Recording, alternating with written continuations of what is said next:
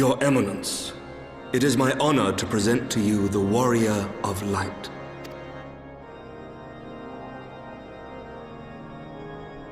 I have heard the tales of your many grand endeavors. The Lord Commander has also been most effusive in his praise. I am Thordan VII, Archbishop of the Ishgardian Orthodox Church, and I bade you come here that I might offer my personal apologies. You will forgive me for not calling upon you as courtesy would dictate, but as you can see, my more sprightly days are long behind me. But I digress.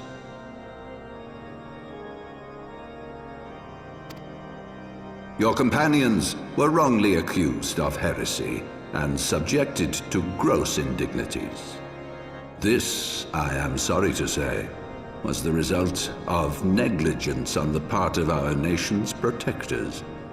Negligence born of an excess of zeal. Is that not so, Sir Zephyrin? Yes, Your Eminence. Regrettably, it would appear that we of the Heavens Ward were in receipt of erroneous information. Sir Grinno has ever been headstrong. He pressed charges before the truth had been ascertained, for which I most sincerely apologize.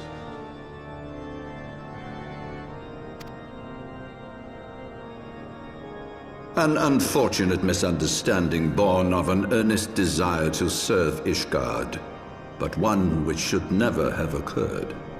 For who could doubt the character of those who bested Shiva and drove the Horde from the steps of faith? Not I, that much is certain.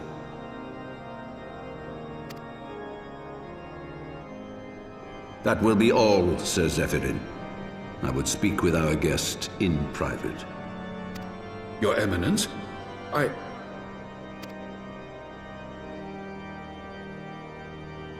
As you wish, Your Eminence. That will be all for today.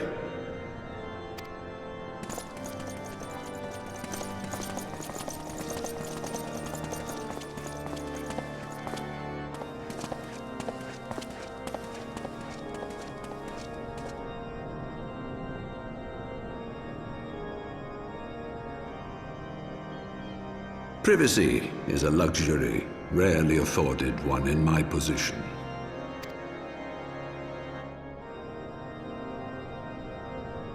Now tell me, young lady, what do you know of the Ascians?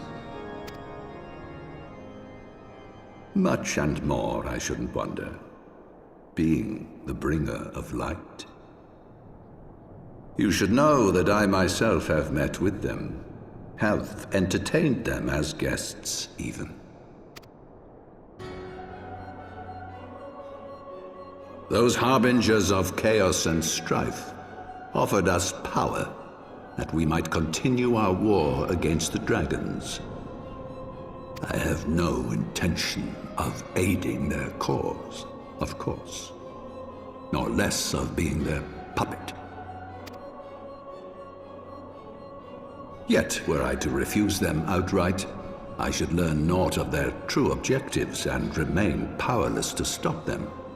Thus have I hearkened to their words with interest and paid lip service to their beliefs, biding my time and preparing for the inevitable conflict. And why do I tell you this? Because there is naught in this world they fear more than the power of the Warrior of Light. If we are to rid ourselves of these vile interlopers, we must needs work together. With our combined strength, I have faith that we can wrest Eorzea from their grasp and pave the way for a lasting peace. Think on it.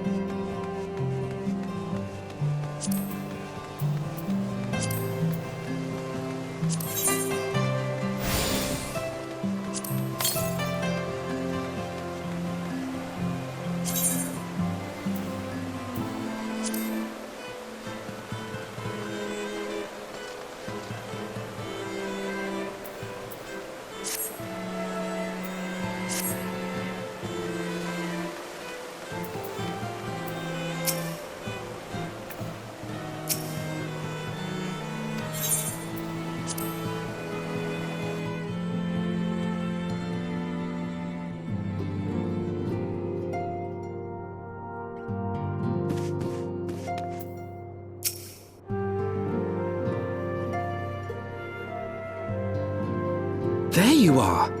I confess I was more than a little concerned when I learned that you had been summoned to the vault. What did they want with you?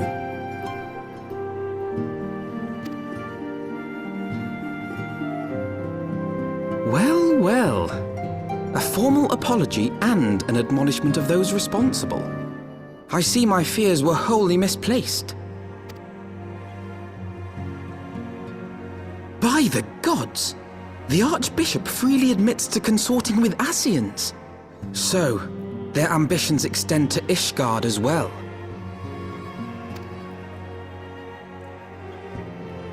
We will have new primals to contend with ere long, of that you may be certain.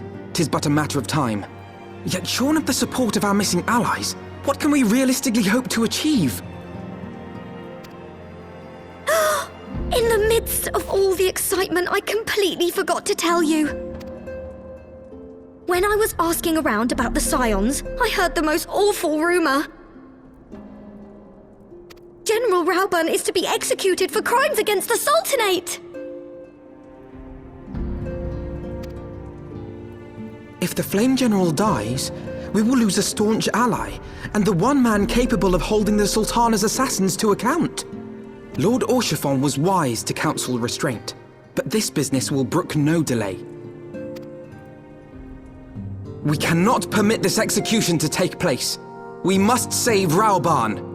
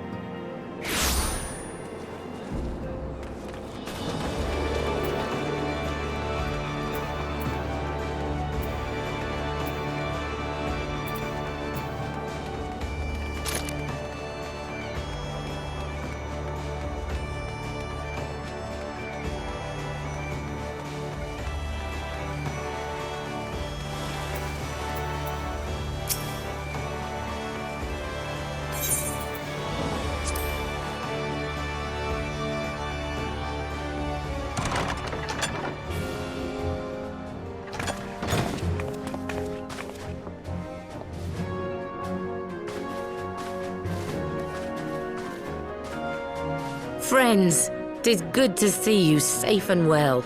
I will admit I had not counted on you seeking, let alone finding refuge within the Holy See, but full glad was I to learn that you had. Thankfully, we had allies there who took us under their wing. And theirs was not the only aid we receive, I suspect. When we fled Uldar, we fully expected to become wanted men, known to all and hounded at every turn. Yet that did not come to pass. On the contrary, 'twould seem the charges against us have not been made public. Might we have you to thank for that, Admiral? Sharp as ever, Master Alphino. On Marshal Terrapin's urging, the Elder Seedseer and I demanded that the Syndicate suppress news of the Scion's alleged crimes until such time as irrefutable evidence could be found. Our argument was simple. Lacking proof, to accuse the saviors of the realm of so unlikely a crime would have the people up in arms. In their wisdom, the Syndicate agreed, as you yourself have seen. There is something you should know. Some few days prior to the banquet, the Elder Seedseer and I were summoned for a private audience with the Sultana.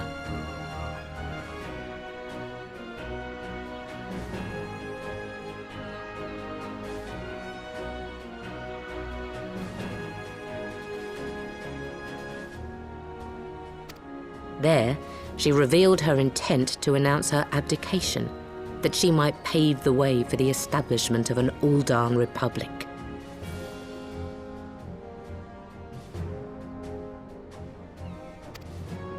What? But such an announcement would have plunged the entire nation into chaos. She was well aware of that. 'Twas for fear of what might ensue that she summoned us. Her Grace wanted the Elder Seedseer and I to lend Rauban a helping hand, you see? To aid him in preserving the peace during the transition. So, having somehow caught wind of her plan, Lolorito and Teleji plotted the Sultana's assassination in the hope of maintaining the constitutional status quo. But they must have known that her death would sow as much chaos as her abdication. Chaos from which Teleji alone might feasibly stand to profit. Surely Lolorito would never knowingly... Could it be? I dare not hope. The Uldan authorities have yet to announce the Sultana's passing. To allay any suspicion that may arise from Her Grace's absence, they have issued a statement to the effect that she is presently convalescing from illness. Mayhap they're waiting for a fitting moment to break the news, or mayhap they know of some other reason to delay. Something else has been bothering me, Admiral. I was dismayed to learn that General Rauban is to be executed. Yet upon hearing the news, I could not help but wonder why he had been kept alive for so long. Pray mistake not my meaning.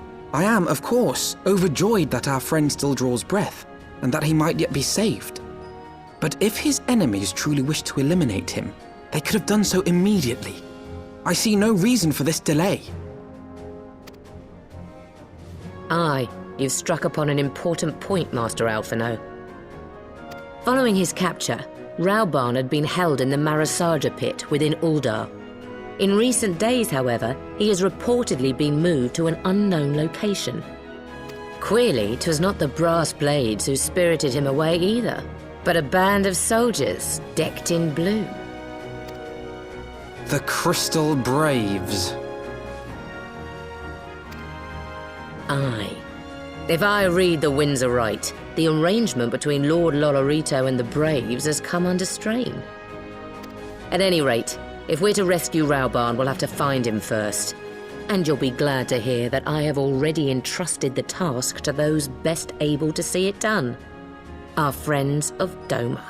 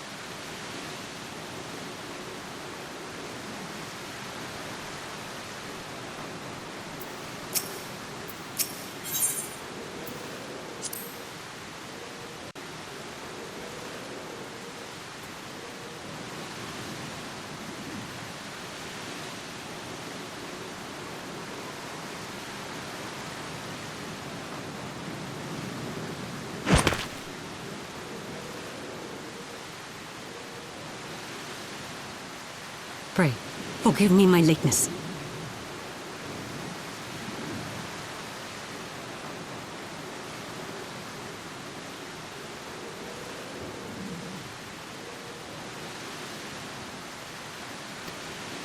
Lady Ugiri! Master Alphino, I am pleased to see that the light of resolve shines in your eyes once more. Ah, yes. How pathetic I must have seemed to you when we last met. I am ashamed to record it. For a time I was well and truly lost. But with the aid of my comrades, I have since refound my purpose, and I shall take care not to misplace it again. Since your escape from Ulda, my fellow shinobi and I have shadowed the Crystal Braves every step, in hopes of learning the Scion's whereabouts.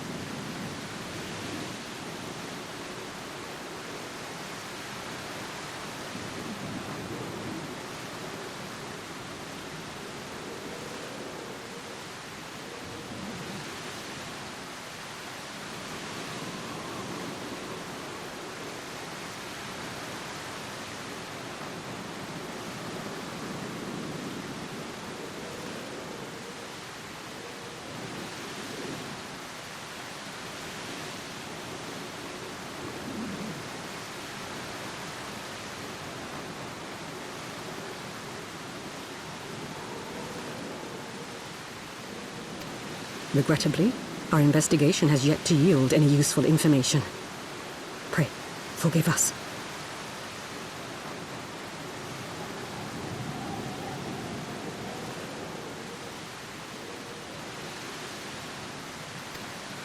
You need not apologize, my lady. We are grateful for all that you have done on our behalf. Besides, Ralban is no less a friend, and we cannot well abandon him to his fate.